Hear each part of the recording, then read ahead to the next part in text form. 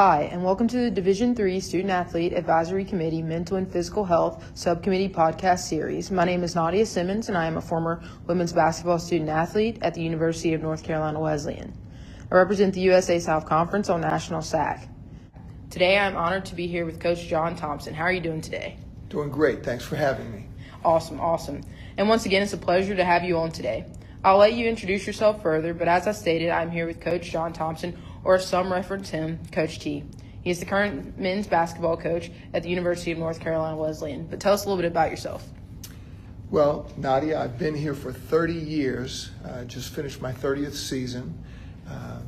I had previously been an assistant coach, 3 different places over 9 years before getting a shot to be a head coach.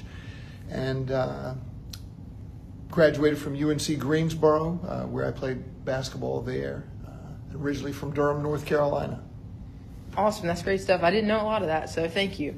I know myself and many others can say you've done a lot for this program, so thank you once again. So let's get into it. Today I want to talk to you about the topic of motivation. With your years of experience around athletics, we would love to hear your perspective. So first up, what keeps you motivated during tough seasons or personal challenges? Yeah, I don't know if there's a particular thing or things that keep me motivated. I think that I hopefully try to be my best every day. That's really what I strive for, either as a husband, a father, or as the men's basketball coach. Just what can I do today to be the best that I can be, whatever that is. And I would include in that that I try to continue to learn. So being a lifelong learner is a goal of mine. I think a lot can be learned through adversity. So when things aren't going as well as you would like, I think you try to find, what can you learn from that? What can I take out of this experience, whether it's losing, whether it's a team not performing to its capabilities, whether I think maybe my message isn't resonating with the team, trying to find other ways to communicate. So, in saying that, to go off of that, how would you recommend to be like a lifelong learner, how to student athletes as myself? Sure. I think the ways that you can do that are limitless. When I was your age, I was not an avid reader, but over the years I have become one. And I think reading anything from a newspaper article to a book, it could be on someone in athletics, it could be something outside of athletics, but something that you think may have. There are all kinds of books out there that could benefit you. I think video, documentaries, talking with other people in the profession.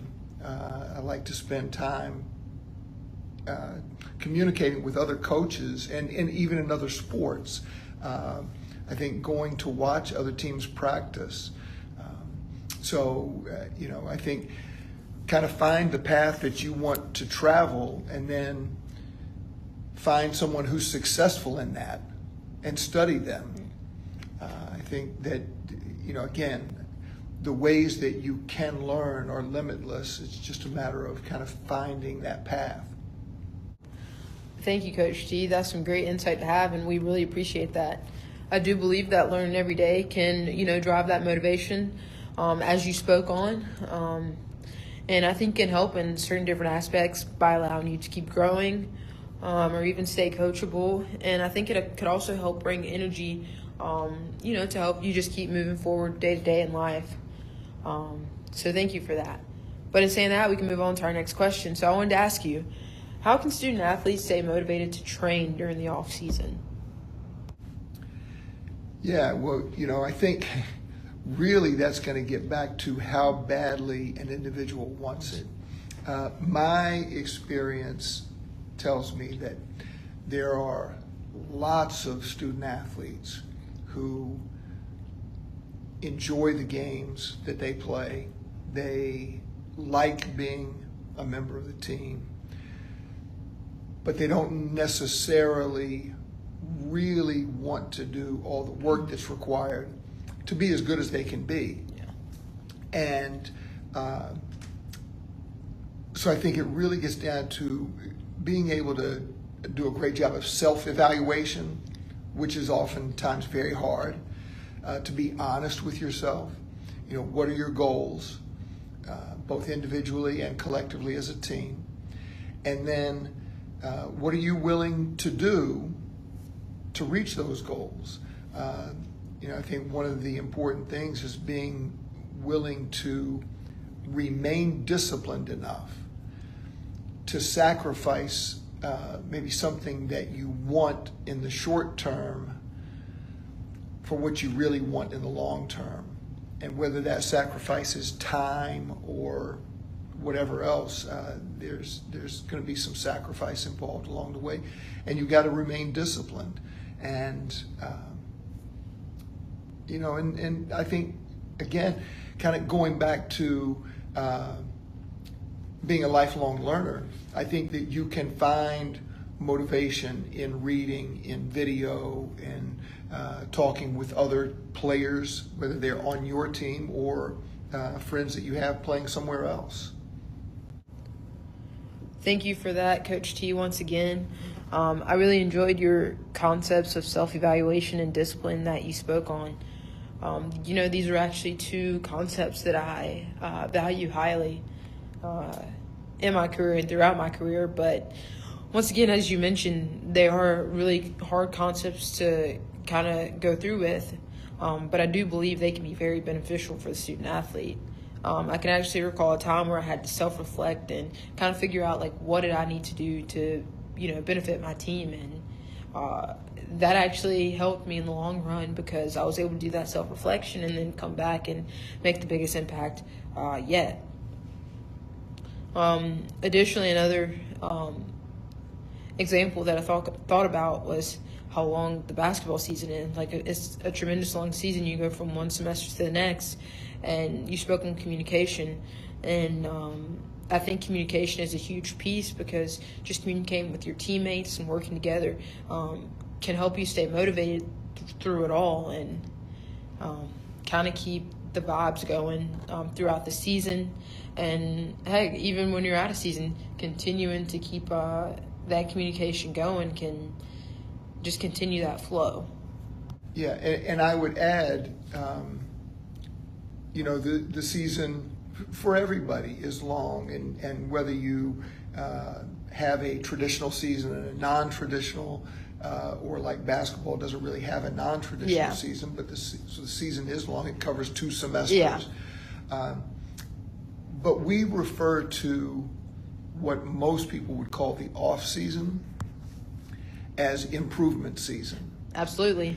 And so that's where you have to understand that while the major focus in season is on the team development, the off season is your chance to improve your skills, and you need to take advantage of that and not look at it as off. This is the off time. I'm, you know, ready to relax and whatever. Like, that's the time you really want to invest in yourself. Yeah. All right, so we can keep moving along. What strategies do you use to reignite passion when burnout occurs? I'm not a very good person to ask that question because I'm not really a big believer in burnout. Okay. I think if you really love what you do, I don't know that you will get burned out. I'll say that's a great way to look at it. Honestly, you can see that perspective. I personally haven't experienced a burnout yet. I do agree that if you love it, I think that even if, like, you do get to the point where you need, like, you know, that break or that time to take to yourself, I think you'll find the time to do it and incorporate it without, I guess, getting to the burnout point. But no, I think that's a great perspective and great way to look at it if you love it. I mean, you might not reach that point. Right, and I do think again, I kind of made this point before. Maybe there's somebody who really, really likes their sport. Yeah. But maybe they're not in love with it. And so could they reach a point of burnout? Yes, I maybe think that that's possible. Yeah. But then, well, how do you deal with that? Obviously, you've got to, I think every individual is that. They are an individual, and what works for one might not work for another, but finding time for themselves, Yeah. finding other interests that kind of maybe take you away from that sport for a period of time. And also, focusing on what I think the core for most of us, hopefully faith, family, and then your schoolwork. Yeah. There's plenty on your plate, and I think if you fall back to those things, getting back to the gym or the court or the field, that's going to be the fun time. Yeah. You're right. It will be. And I hope that we all experience that love for our sport, at least in some type of way. Next, I would like to reflect on how student athletes can help each other stay motivated as a team. Yeah, I think, number one, being a great teammate is absolutely vital for any team. Yeah. Not even talking about motivating each other or whatever. Just so many of us aspire to be an all-conference, an all-American, a Hall of Fame player or whatever in our respective sport. We're not all capable of doing that. Yeah. However, I do think we are all capable of being Hall of Fame teammates. I think we can all be all-conference worthy teammates, all-American worthy teammates. So aspiring to be that type of teammate is maybe where you want to start. But I think challenging each other, pushing each other, maintaining communication. If it's in the summer and some people maybe are on campus, some people may be back home, some people may be working at an internship somewhere, whatever. Group chats or individual texts and challenging, hey, I got up 500 shots today. What did you do? Yeah. And trying to motivate each other that way.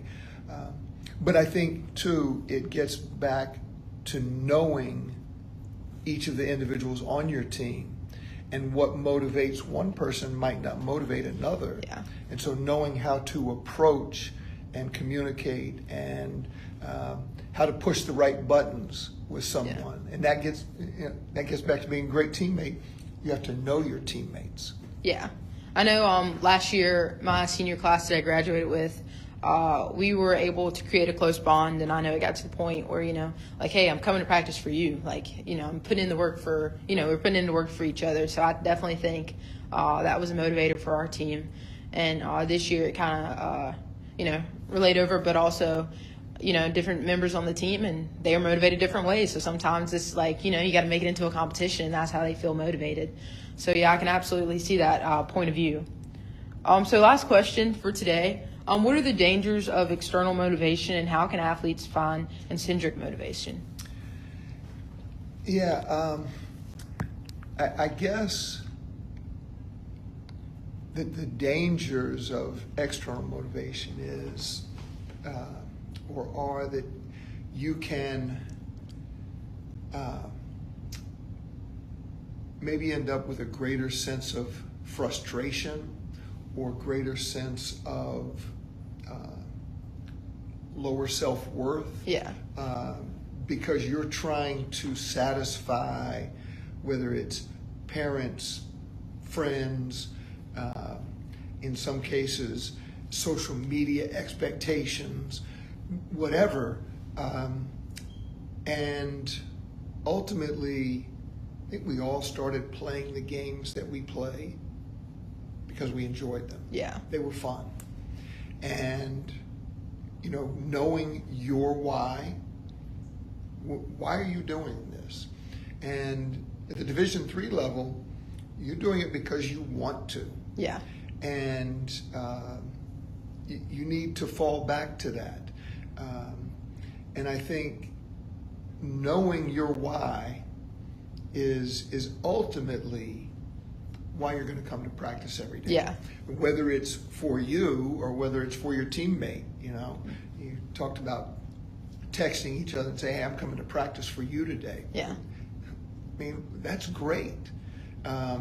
Playing for your teammates, playing for your classmates in the senior class, that's great intrinsic motivation. Yeah. And, what somebody in the residence hall thinks, what somebody who sees you play once or twice a season thinks, really shouldn't matter. It's really going to be about, why are you doing this? Yeah. I think that's a great answer, and honestly a great way to end this. I think if anything, we can all leave here with, taking back on what is our why, especially as student athletes and maybe student athletes listening in. So I think this is a great way for us to leave out today, but what is your why? So, yeah. But thank you, Coach T. It was a pleasure to have you on today. I appreciate it, and I know everybody else does as well. So thank you. Thank you, Nadia. Yeah.